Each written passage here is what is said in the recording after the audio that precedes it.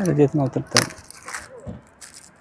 Sir क्या हाल है? अल्हम्दुलिल्लाह ठीक है। सर आपकी गाड़ी टेंटेड ग्लास है और फ्रंट वाले टेंटेड आपके। जी सर, ये मेरे कज़न की है। सर तो ये अभी आप पे फाइन भर रहा है सर। इसको रिमूव भी आगे फिर हो जाएगा आपका। आप इसको रिमूव नहीं करेंगे तो आगे जगह जगह पे यही चेक करें, कैमरा लगा हुआ है सेफ्टी का, वहाँ से भी वो चेक करते हैं। हाँ। तो ये आपके रिमूव करने पड़ेंगे। पिछले जेनवन है इनके? नहीं सर सारे टेंटेड। अच्छा, ये सारे टेंटेड।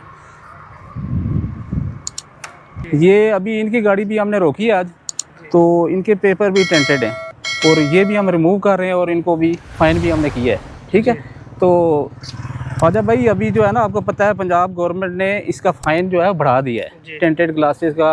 बाकी जो फ़ाइन की शरह ज़्यादा हो गई है। ठीक है, तो मेरे भाई आप इस चीज़ से बचने के लिए ना ये टेंटेड ग्लासेस को आप रिमूव करें रिमूव कर दूंगा। और जो है ना आप। सर मैं खुद कर दूंगा।